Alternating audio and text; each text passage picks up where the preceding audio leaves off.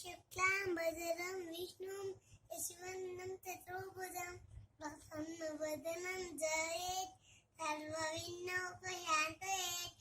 गजाननवदनार्थं Gajanan महर्निशम् अनेकदन्तं भक्तानाम् एकदन्तम् उपास्महे